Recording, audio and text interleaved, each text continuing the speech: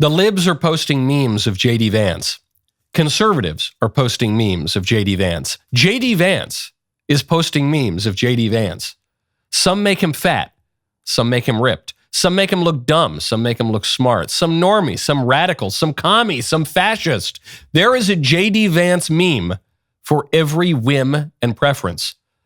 Most people think the memes are funny, which they are, but no one I've seen can quite explain why they are funny or why J.D. Vance, of all people, is getting memed more than any figure in American history. And I think I can. I'm Michael Knowles. This is The Michael Knowles Show.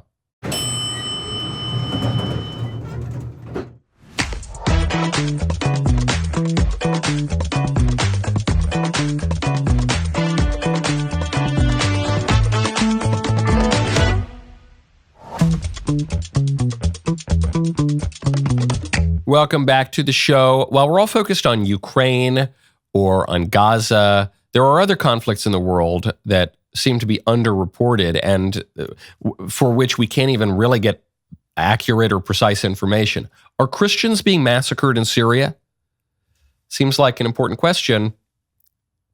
The information's a little bit unclear. We'll get into what we know right now. First, though, I want to talk to you about Delete Me. Text Knowles, KNWLAS, to 64,000. Delete Me makes it easy, quick, and safe to remove your personal data online at a time when surveillance and data breaches are common enough to make everyone vulnerable. Obviously, I have a pretty significant online presence, and that's why privacy is all the more important to me because, sure, I'm going to be public for my show and my speeches and my public life. That doesn't mean I want my home address on the internet. Doesn't mean I want my phone number on the internet. I mean, it doesn't really matter because I don't pick up my phone even for my friends. But that is why I am so glad that I found Delete Me. They handle all the tedious work of wiping your personal information from data broker websites so you don't have to figure it out yourself. Here's one thing I really love about it. They don't just do it once and forget about you. Delete Me is constantly monitoring and removing the information you don't want on the internet. They're always working in the background, giving you peace of mind. I strongly recommend for your privacy, for your security, for your peace of mind, you go check out Delete Me. Right now, you can get a special discount specifically for our listeners, 20% off your Delete Me plan by texting Knowles, KNWLAS, to 64,000. The only way to get 20% off is to text Knowles to 64000, 64,000. That is Knowles to 64,000. Message and data rates may apply. But no one's deleting J.D. Vance off the internet. It's not going to. He is, even if he weren't the vice president of the United States, at this point, he has been memed too much ever to be deleted from the internet. Why? Why is J.D.? There's one here. I'm just going to go through the ones I see on my board. I see the one of JD's looking all goth and everything. It's got a great caption to it. It says, why won't anybody end the GD war? There's him looking kind of fat and silly playing Halo with Mountain Dew. There's one where his face is really, really tiny, but his head is still kind of big. One of him is Shrek. You can't even tell with these. Are they pro-J? Yeah, one of them is like an Oompa Loompa with a big lollipop. That's not even really his face. There we go. We're back to emo JD. Who, born to dilly-dally, forced to lock in? Yeah, even, were they made by the left or were they made by the right? I think the first JD memes actually were from the left, and the left can't meme. So this means that the JD meme was the first sort of funny meme that the left has made maybe in a decade. Because the right is very good at memes, and the right kind of memed President Trump into the Oval Office in 2016. That's our version of political cartoons. The left has political cartoons in the New Yorker and the New York Times. And because we've been shut out of the establishment mainstream institutions, ours are just like frog pictures on the internet, on Twitter that go viral. So the fact that the left could meme JD, and then the right took those memes and started using those memes, and then JD Vance himself posted a JD meme. Why? Why is it? Why him? To answer that question, you have to know a little bit about what a meme is. The word meme was invented by Richard Dawkins, of all people, the biologist and new atheist. It was coined in 1976 in a book called The Selfish Gene, I believe. But the notion of a meme comes from the word mimesis, which is to imitate. I've talked about mimesis a fair bit on this show, specifically with regard to a writer named René Girard, who has this theory, which is obviously correct, that human behavior and human desires even come from imitating others. And this comes from even deeper classical philosophy, which shows that we're the social animals. So we're not just islands unto ourselves, but we're social creatures naturally. We don't just fall out of a coconut tree, to quote Kamala Harris. And so we imitate each other. So that's where memes come from, is the ability to imitate, for ideas to pass through culture as if they had a will of their own. Who is responsible for Pepe the Frog being everywhere in 2016 and 2017? Is it one person? Is it even the cartoonist who made it? No, it's just an idea that kind of propelled itself. It just was imitated throughout the culture. And JD is that guy now. Why JD? JD has been memed more than Donald Trump. And Donald Trump is a very famous person and a very powerful person. And he is a singular figure in American history. And he's the president. He's not the vice president. So why is JD getting memed more than Trump? Because JD is maybe the most mimetic person in the country. That's my theory, at least. I think the reason that it's JD, the libs are going to say, because he looks funny or whatever. You know, he's got mutton chops. He doesn't really have mutton chops. He's got like a big beard, you know. And no, that's not why. It has nothing to do with how he looks. JD looks relatively unremarkable. Pretty good looking guy, certainly by politician standards. That's not it. It's because people see themselves in JD Vance. He can be kind of anything to anyone. Think about his trajectory. JD Vance grew up hillbilly, graduated from Yale Law School. He was a Silicon Valley venture capitalist. He became a super socially conservative politician. J.D. Vance was the toast of the liberal intelligentsia. He had that book, Hillbilly Elegy, which became a big Hollywood movie. He was the toast of the liberals liked that book. It wasn't so much the conservatives who liked that book. It was liberals trying to understand how Trump came to power and who all these deplorable, irredeemable hillbillies were who voted for him. So he was the toast of the liberal intelligentsia. Now he's the vanguard of the new right. He's frankly more ahead of normie political watchers than just about anyone in the upper echelon of politics. He was raised an evangelical. He became a Catholic. He was raised in a broken family. He now leads a very strong traditional family. J.D. Vance is the everyman. That's why he's being memed. Donald Trump is not exactly the everyman. Donald Trump comes from a very specific background, and he's got a very specific character, and people love that character. They loved that character in tabloids in the 90s. They loved that character on The Apprentice. They loved that character at the height of national politics. But he's not everything to everyone. Trump is Trump, okay? He wears the same suit and the same tie and does the same stuff and talks the same way for his whole life. J.D. Vance, not so much. J.D. Vance is the everyman. Everyone can see something of themselves in J.D. Vance because he has grown and developed over time. He's changed his views. I think it's good to change your views. If your views were wrong and then they become more correct, that's good. Some people point to that, they say, haha, he's a hypocrite, he's flip-floppy. No. If you go from being wrong to being right, that's good, actually. That's natural. If you never change your mind on anything, you're probably not a serious or reflective or intellectual person. So he's grown and he's developed, and this is what's crucial. He's grown and developed with the culture. Okay? His journey has been a journey of the American electorate. Started out, kind of like, even just to take Silicon Valley to the social conservatism, started out kind of, live and let live. Let's just be really gung-ho about the future. Do whatever you want, man.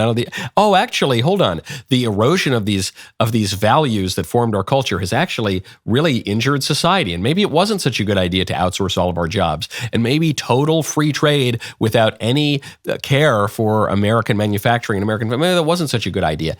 JD has come to these conclusions just a little bit ahead of where the American people have.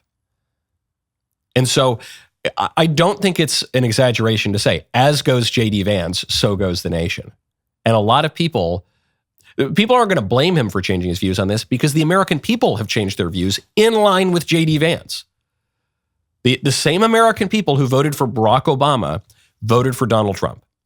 The majority of voters voted for Donald Trump in 2024. That's why. And that is a great political strength. It shows that he's really got his finger on the pulse. It shows, because I think he's sincere in his beliefs, it shows that he is developing with the American people. So it's not even just cynically putting your finger on the pulse. It's actually growing with the American people. It makes him a very, very strong politician. Now, speaking of putting your finger on the pulse, when you want to check in on your own health, you better check out Lumen. Go to lumen.me/Knowles. Lumen is the world's first handheld metabolic coach. You just breathe into it first thing in the morning. You will know exactly what's going on with your metabolism, whether you're burning fats or carbs. Based on your measurements, Lumen creates a personalized nutrition plan just for you. You can also breathe into it before and after workouts and meals, so you know exactly what's going on in your body in real time. And Lumen will give you tips to keep you on top of your health game. Now, for those of you who've not already given up on your New Year resolutions, this is a great way to keep up on them. Your metabolism is your body's engine, powers everything you do. When you optimize your metabolic health, you can experience improved energy levels, better fitness results, and enhanced sleep quality. I love Lumen. I'm kind of a Luddite when it comes to technology, but I like using good technology when it's easy and can improve my life. I blow into my Lumen. First of all, I feel very futuristic and cool. But second of all, I get all those information. I don't need to go do a bunch of labs at a doctor, whatever. Take the next step to improving your health. Go to lumen.me/Knowles to get 20% off your Lumen. That's lumen.me/Knowles for 20% off your purchase. Thank you, Lumen, for sponsoring this episode. All right, now we're entering into the first full week of Lent. Very exciting. You're giving up all sorts of things, doing all sorts of penances. One thing, however, I discourage you from giving up, one thing that I think will augment your Lenten journey, this Smells and Bells candle at thecandleclub.com/Michael. Make your home smell like a 12th century monastery. By far our most popular candle. We've sold about a bazillion of these candles. I think we still have some in stock. Go check. We have other good candles, though, if we're out of stock. But go to thecandleclub.com/Michael. You'll get your Smells and Bells candle, baby. Speaking of the times, there's a new report out. Gen Z and millennials are drinking much less alcohol than Gen X and boomers. They're boozing less. My generation, the millennials, and especially the Zoomers, and I've noticed this because, I'm a real hip, cool guy, so I'm friends with some Zoomers and everything. And when I hang out with the Zoomers, they are much less interested in boozing, throwing back a couple of Coca-Colas, than even my generation has been. And my generation is much less interested in it than Gen X and the boomers. And even though the plural of anecdote is data, we have real data on this. Business Insider has the report. While the media, including this publication, has been chattering about Gen Z and millennials scaling back on alcohol, many of us have missed that older generations are bucking the trend. Many baby boomers are turning into baby boozers. I like that line. They're hitting retirement, have savings to spend, and they're enjoying a little victory lap accompanied by a glass of wine or three. So the way that they came to these numbers is based on an analysis of credit card spending by Bank of America. Now, some people will say that the Zoomers and the millennials are boozing less because they're doing other things like smoking pot and whatever, vaping. And I guess that's true, though the boomers have definitely smoked their share of the sin spinach over the years. So I don't know that totally explains it. I have an explanation, just like I have an explanation for why JD is being memed more than anyone else in American history. The reason that the Zoomers and the millennials are boozing less than the boomers and Gen X, the reason that they're going on sober dates, for instance, the reason, this isn't included in the Business Insider report, but it ties into a report that we talked about last week, that Zoomers are much less likely to engage in one-night stands. Something like a quarter of Zoomers have friends who regularly engage in one-night stands compared to 75% of millennials. So you're seeing this drop within one generation. The reason for that is everything old is new again. It's the 80s with a twist, and it's hip to be square. That's why. But that because fashion comes in cycles, politics comes in cycles. It's not exactly a repeat. History doesn't repeat itself, but it does rhyme. We are in the new version of the 80s. It is hip to be square. Zyn, those little nicotine pouches, that's the new Coke. Trump is the new Reagan. We're back. That's why. If you want to understand it, just recognize we're living in kind of the 80s. With it's not exactly the same. It's a little bit weirder. It's a little bit crazier. You can't predict everything, but that's it. hippy-dippy, loosey-goosey, if it feels good, do it. Obama era, over. When the millennials came of age, over. Flower child, boomer, let's put little daffodils in the rifles, and it's the age of Aquarius. Boomer era, over. We are fully back in dialing in, dressing normal, not being a total degenerate hedonist. We're going to make America great again. We're going to have priorities. We're going to form families. Trad wives are in. Promiscuity is out. Trad wives are in. It's hip to be square. That's what's going on. It really is that simple, okay? Because we'd gone so far in the other direction, everyone realized it was making them miserable. 1 in 5 women was hooked on antidepressant pills. Children, teenagers were getting hooked on these depression drugs. People are trying to deal with their unhappiness by going so far as to mutilate their bodies and sterilize themselves and chop their gonads off. And it got really, really crazy. And the poison of subjectivism had just reached levels of toxicity that we could no longer tolerate. So we're giving up the drugs that alter our state of mind toward fantasy and laziness. And now the drug of choice is nicotine. It's back. And our politicians of choice are not the weird hippy-dippy people who want to dismantle the country and deconstruct everything. It's Trump. It's cool, man. It's cool. I like that. That's good news. Now, speaking of the Trumps, Donald Trump Jr.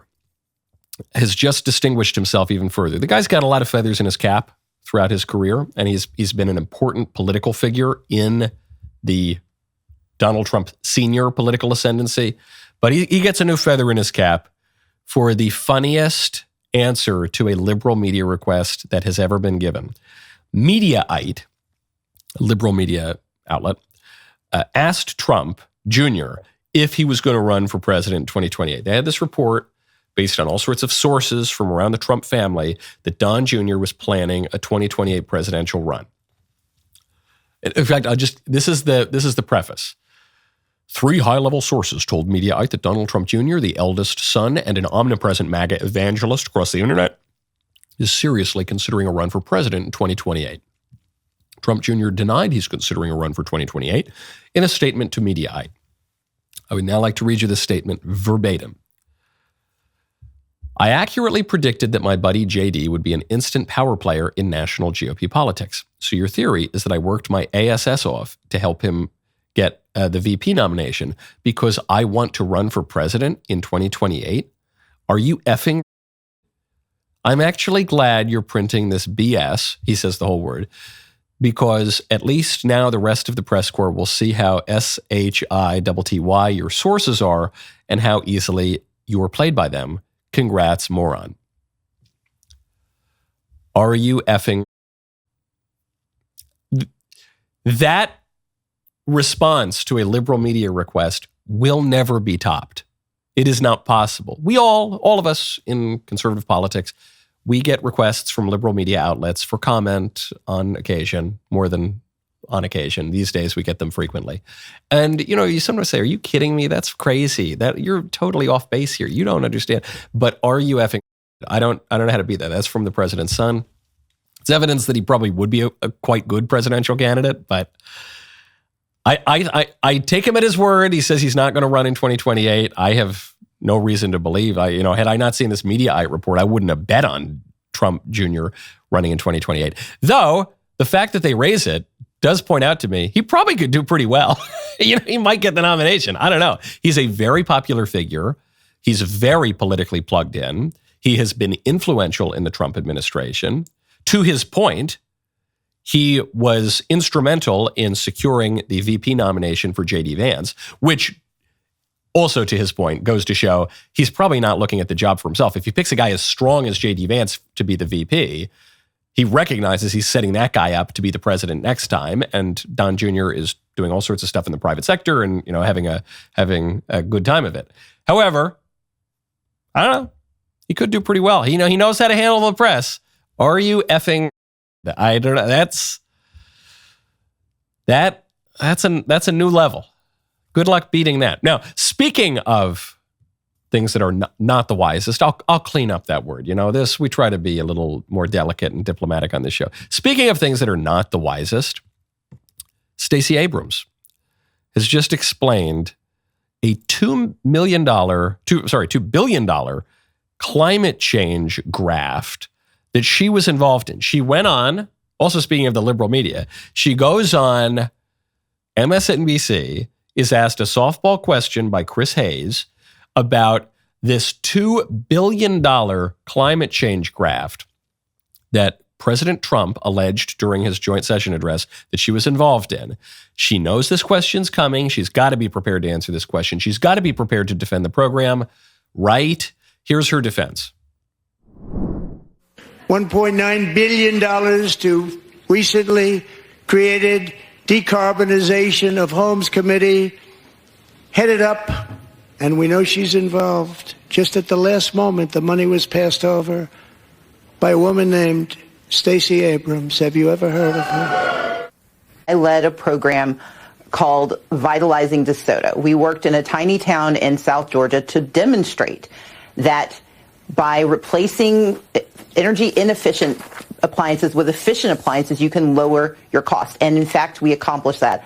For 75% of the community, they got appliances that are lowering their bills. A coalition of organizations, famous organizations, came together and said to the EPA, if we can do this here, we can do this for millions more Americans.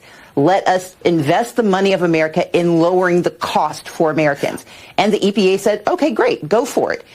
Okay, so you see Chris Hayes there. He had a couple interjections, but I cut it out for time. You see, he's just nodding along. He's like, you can almost read his mind. He's saying, this is the best you can do.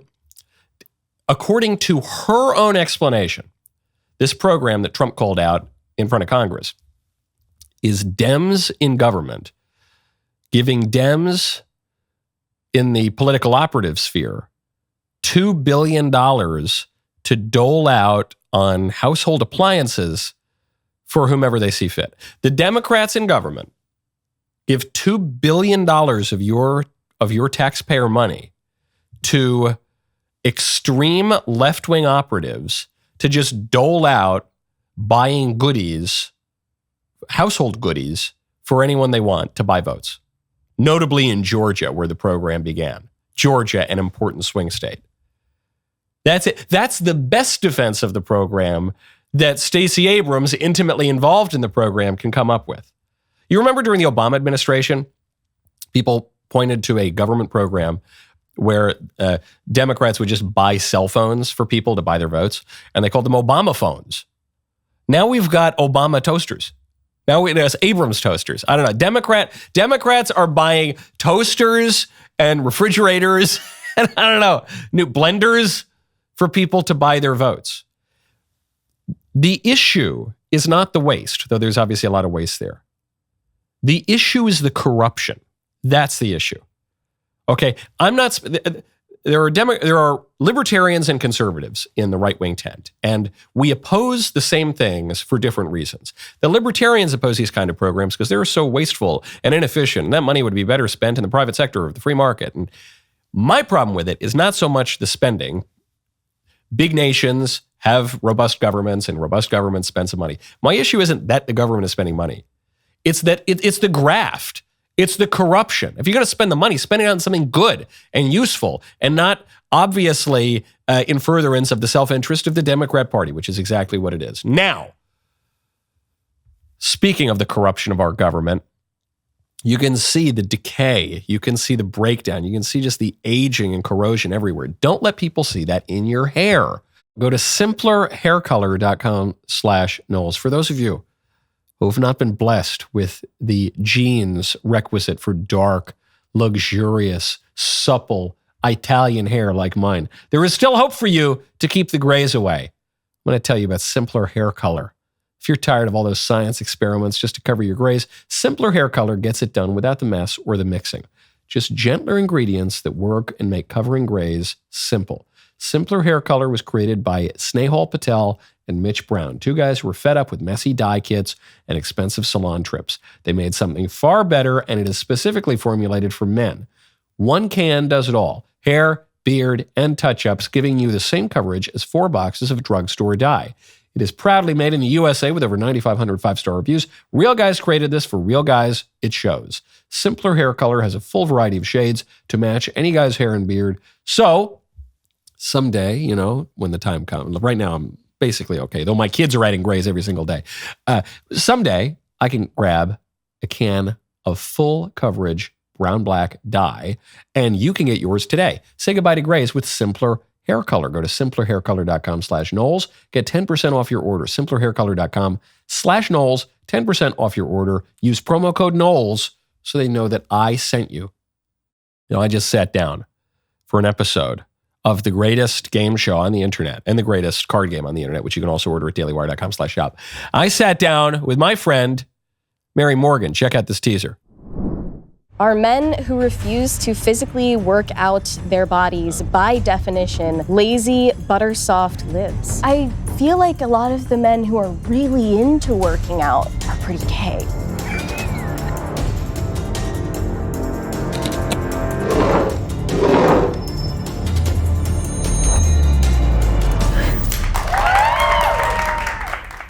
Ben Davies has referred to me as butter soft in 2 to 5 yes or no questions at this point. But that adjective in particular, butter soft, I don't like that. But it's a very evocative and it does paint a picture. The all new yes or no dating and relationships expansion pack is now available. Go to dailywire.com/shop today. Watch the full commercial-free and uncensored episode of Yes or No with Mary Morgan exclusively on Daily Wire Plus. Speaking of these stupid government programs and the different reasons that the libertarians and the conservatives oppose them, DOGE, run by a very famous libertarian, Elon Musk, has just canceled a government program to trans animals.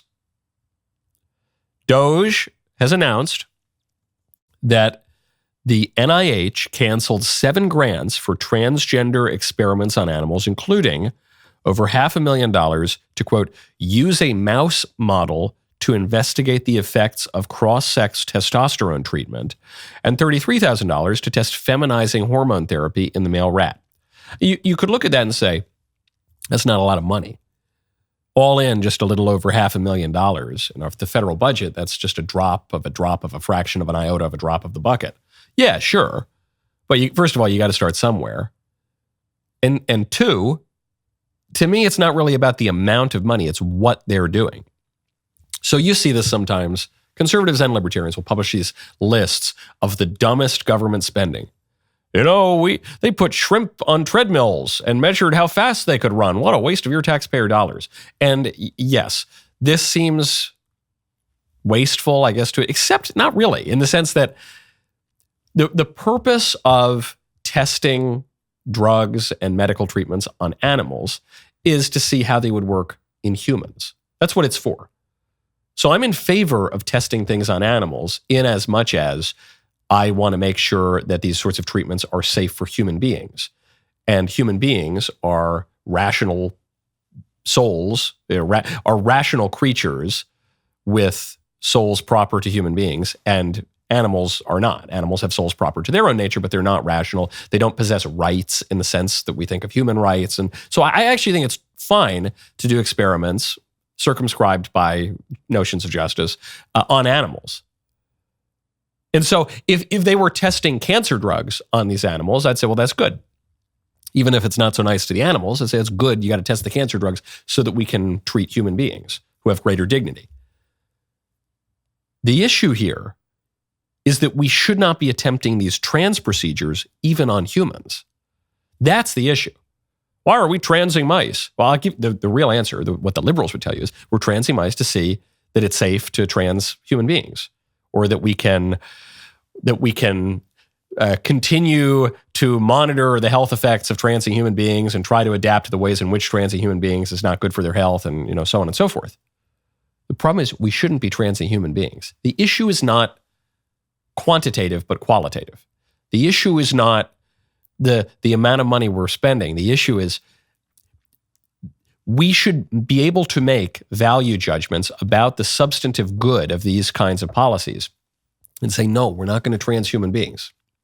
So then there should be no need to trans the little mice. So there should be no need to spend the $500,000. And that kind of decision can't be made purely on the basis of efficiency, which is the charge of DOGE, the Department of Government Efficiency.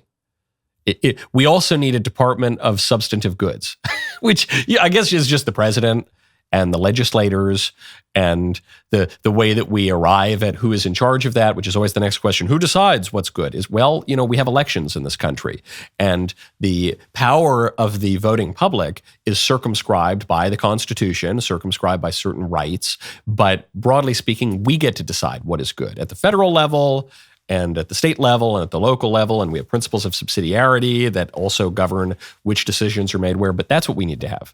Department of Government Efficiency, great, love that. We also need to recognize a Department of Substantive Goods. Should we trans people in the first place? I don't think we should. Should we kill babies in the womb? Should we sell babies on an open market through the fertility industry, through specifically IVF and surrogacy? Should we? Those are questions that have to be answered, not according to the sophistry of economists and calculators, but according to serious moral philosophy. And so we didn't actually need to take these particular questions all that seriously, even 25 years ago, because everyone knew we shouldn't chop up people and that they're the opposite sex. But now we're morally confused and we're living in a world after virtue. So we need to invest some resources in those calculations as well. Okay, now speaking of the trans stuff, which dominates the news every single day, even though I'm so sick of talking about it, the libs are not sick of pushing it, so we conservatives need to respond to it to make sure that the cancer of their preposterous anti-human ideologies don't spread too much. Democrat Representative Jennifer McClellan has just come out. She was on Leland Vittert's show on News Nation, and she made the claim that the only way to put into effect President Trump's plan to get men out of women's sports, the only way that we could possibly do that is to pull down the pants of the athletes and check for ourselves. I don't think that the American people want school professionals pulling their children's pants down to determine what sports team they should play. No, how do you enforce that bill?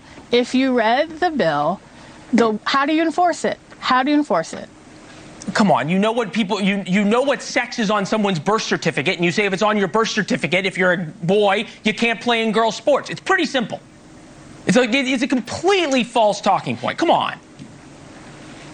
It is not a false talking point. You don't want to accept it, we can move on to something else. But the only way to enforce that bill, in many cases, it allowed people in schools to pull children's pants down to determine what sex they are. Okay, a great response here from Leland, who, by the way, is not the most red meat bomb-throwing right-wing Republican or anything like that. He's a pretty fair news guy. And he comes out, and this Democrat rep says, what these Republicans want to do is pull down kids' pants. And that's the only way. And he just goes, give me a break, lady. You pass a law that says that men can't play in women's sports, which by definition exclude men, until the social engineers now want to blur the distinction between men and women. So there was already a legal right for women to have their own sports leagues. There was already some way that we were able to tell the difference between men and women so that the men wouldn't play in the women's sports league. That was true until 5 minutes ago. So what, were we pulling everyone's pants down in schools before? I don't think so. We were obviously able to tell somehow. Now this woman is being obtuse and she's saying there's no way to tell. And Leland points out, he says, we have birth certificates. But in fairness, the Democrats have also tried to compromise birth certificates. They've tried to allow people to change their birth certificate to pretend that they're the opposite sex. So, in fairness, birth certificates are not totally reliable these days. But we also have genetic testing. If it really comes down to it, you can just, you have to take all sorts of medical tests to go to public school in this country anyway. You have to take all sorts of vaccinations, undergo all sorts of medical exams. So I don't think it would be that hard. Just check someone's blood and say, oh no, yeah, it's a dude, or that's a chick, in a real margin case. But also, it's not going to really take it that far because, one, we live in a society where people are not lying all the time. So, probably the parents will fess up probably people live in communities, so they remember. They say like, hey, you know Jane over there? She was Jack until like a week ago. You know, so I can remember that. But also, you can usually tell. You can usually tell, right? I'm not saying that there has never been that's a little bit confusing. People, it's a confusing culture. But 99 times out of 100, you can tell. They're not fooling anybody. Actually, it's ma'am. No, I don't think it is. And you don't need to pull someone's pants down to know that either. You can tell. If we have so lost our prudence that we need to pretend now that you have to examine someone's genitals to know if they're a man or a woman, then I guess we're not capable of self-government, right? But I think we can. I think we can tell. And this woman's point is well taken. The one good point that she's making is we live in a culture right now that is so intentionally confusing that we can't trust typical long-standing markers of truth like birth certificates. That's not an argument to further the confusion. That's an argument to clear up the confusion that the libs have recently put into place. That's an argument to not let people change the sex on their birth certificates to align with rather than reality. This is the same argument people make about marriage. When I say, marriage is good and it's meant the same thing everywhere for all of human history until about 5 minutes ago. So it's not, we don't hate anybody. We're not phobic. When we say that two fellas can't marry each other, we're just saying that is not within the definition of marriage. Like it's not phobic or irrationally hostile and antagonistic to say that a circle can't be a square. It just isn't that. It's not squarophobic. It's just that's not what it is.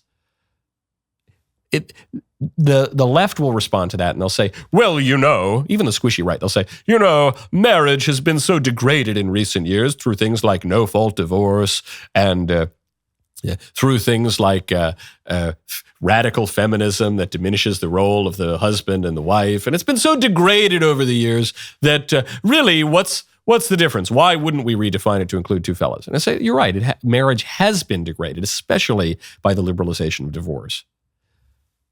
That's not an argument for further weakening or even abolishing marriage in our law. That's an argument for strengthening marriage. If you're telling me that an institution has been greatly degraded previously, then we should strengthen that institution. We shouldn't totally abolish it. Well, we can't even really trust the birth certificates anymore to tell us who's a boy and a girl. Okay, let's fix the birth certificates then. Shall we? Let's not further confuse people. That's crazy. But the media, they're crazy. The media wants you to believe that President Trump is a criminal, that Elon Musk is unhinged, and the world is spiraling into chaos. Here's the truth, though. We're winning. The libs' lies are unraveling. The narrative is crumbling. Their tears are falling. That is why the Daily Wire is here, to cut through the noise and bring you the facts that others won't. Uncensored, ad-free daily shows, investigative journalism, live chats, breaking news first, no filter, no corporate leash, no nonsense. The Daily Wire is where the real story lives. Go to dailywire.com/subscribe and join the fight today. My favorite comment on Friday is from Ric Flair of Astra, who says, why the heck does a governor have a podcast? He should be working. This is in reference to Gavin Newsom, the Patrick Bateman of politicians. I actually don't think it's a bad thing that he has a podcast. As someone who hosted a podcast for 2 or 3 years with a sitting politician, I don't think that's necessarily bad. FDR had his fireside chats. Politicians spend most of their time giving speeches and sitting on the phone raising money. So they talk. That's the job of a politician. 97% of the time is just to talk and communicate. So I'm not opposed to that. That's a part of public service. The better question to me is, why specifically does Gavin Newsom have a podcast specifically right now? And the obvious answer, why was his first guest Charlie Kirk? The obvious answer is he recognizes there's a big problem with the Democrat Party. If they keep going down the open borders, trans the kids kind of madness, they're going to never win an election again. Newsom wants to be the nominee in 2028. He wants to be the president in 2029. And so he's going to tack to the center. That was a very calculated move. I don't really trust him. Even on issues of weird sex stuff, he was one of the most left-wing politicians in America in 2004 when he was mayor of San Francisco. So I don't trust a word that the guy says.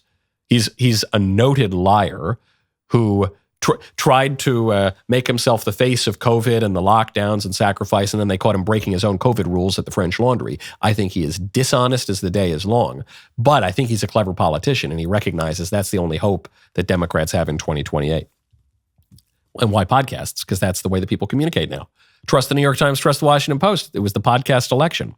Now, speaking of, turning from Congress lady Jennifer McClellan, but also still speaking of sad and bizarre medical stories, did you read about the death of Gene Hackman, the great actor Gene Hackman? This was spooky, man. The story, for those of you who have not followed it all that closely, Gene Hackman was found dead in his home. Now, he was quite old, and he had been suffering from Alzheimer's, so it's not all that surprising. What was weird was Gene Hackman and his much younger wife were both found dead in their home at the same time. To add further to the oddity of the story, their dog was also found dead at the same time. So people had two theories that were floated right away. They said either it was carbon monoxide, the silent killer, just kills people. You don't even know what's happening. We've heard those stories before. Or was it some kind of suicide or something? People were just wildly speculating without any basis.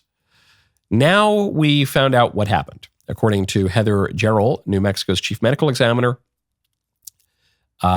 apparently Gene Hackman's much younger wife died from hantavirus pulmonary syndrome. It's this respiratory virus illness caused by a virus transmitted by rodents. So who knows? Maybe she was bit by a mouse in her garden. We don't know. But she was infected by a rodent.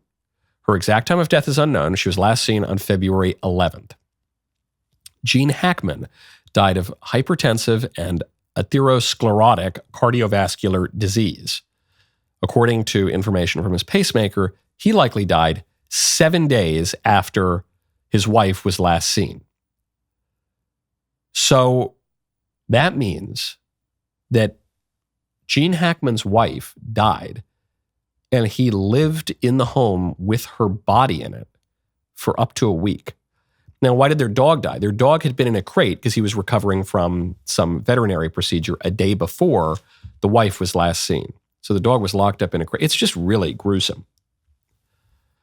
The fact that Gene Hackman had advanced Alzheimer's means he might not have even known that his wife was dead. She was taking care of him, so he might have just not, wasn't given his medicine, probably wasn't given food, probably wasn't given water. He might not have even been out of bed. We don't know. But if you have ever had a loved one suffer Alzheimer's or some other form of dementia, this story is pretty believable. I was talking to a buddy of mine and he said, I just don't believe the story. Something doesn't seem right. I said, I don't know. Having had a loved one who died of dementia and possibly Alzheimer's, I actually don't know what the specific dementia was. We never had it checked. I believe it. This could have, if our loved one had been left in the home like this, I could totally have seen this happening. And so then the question was, well, why were they in the home together? Why wasn't someone checking in for a week? Gene Hackman had 3 kids. I don't know. I don't know the relationship of the kids to Gene Hackman. I don't know why someone didn't check on him. Sometimes people in advanced illness like that, they kind of pull away from people. They don't want to talk on the phone. They don't want people to come over. I don't know.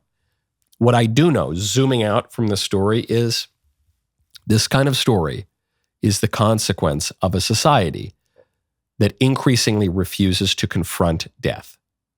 We do not want to think about death. Say what you will about ancient and medieval society, it took death pretty seriously. It looked at death head on, maybe because it was more accustomed to seeing death. Now, everyone still dies. The death rate is exactly the same today as it was in the Middle Ages, and it's actually just slightly higher than it was in antiquity, because we have one case of someone surviving death from antiquity, none recently. So why can't we confront death? Well, because we have it's not a medical issue. Medically, we're better at dealing with death than we ever have been. But ethically, philosophically, theologically, we have no idea how to confront death. Even anthropologically, you've got people now, all these futurists talking about how they're going to conquer death, how they're going to end death. Death is over. So we don't know how to deal with it. We try to, when people are really close to death, we just try to shove people off into homes and hospices and just ignore them. People Older people live alone much longer than they should because they don't want to confront the reality of death. Their kids don't want to confront the reality. We just don't. We don't have intergenerational living anymore. We have a highly individualist society that refuses to acknowledge that we have obligations between the generations to our loved ones, and even our aging loved ones have obligations to the rest of their family to accept their help. That's been shattered. And it's been shattered by the hyper-individualism of the left and the right. But that's what's going on here. Now, speaking of death, story I talked about at the top, there are these reports that Christians and other religious minorities are being slaughtered in Syria. There's a report here this is from the Associated Press. Take it for what it's worth. 2 days of clashes and revenge killings in Syria leave more than 1,000 people dead. There were initially reports that Christians were among those who were being targeted, along with Alawites and Druze, other religious minorities. Then there were reports coming out that Christians aren't really being targeted, and it's rather unclear, actually, because there's a lot of propaganda around that region from all of the sides. On the one side, you have Turkey, Israel, the Al-Qaeda / ISIS / general Islamist terrorists who took over Syria. On the other side, you have Iran and Russia, which had been backing Bashar Assad, who was the erstwhile leader of Syria. And then when he fell, all hell broke loose. Conflicting reports. Conclusions, however, though, as I predicted at the time, though it was not popular, ousting Bashar Assad was probably a terrible thing, because Bashar Assad, for all his sins, generally took care of religious minorities. Okay, my other take on this story, well, obviously pray for these people, the Alawites and the Druze and the Christians, even though it's disputed if the Christians have been persecuted in Syria for a long time. I'm sure they're still being persecuted now.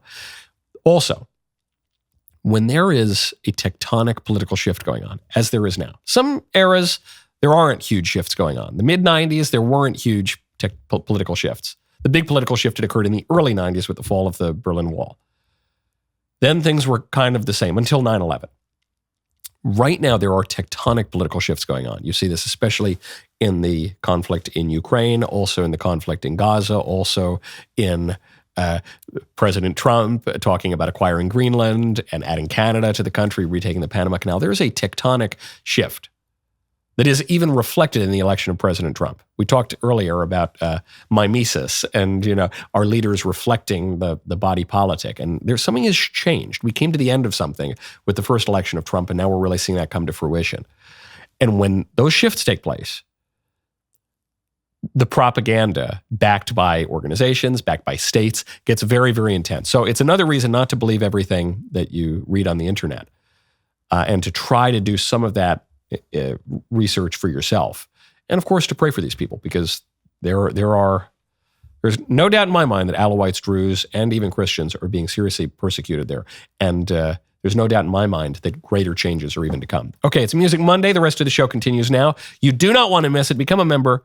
Use code Knowles at checkout for 2 months free on all annual plans.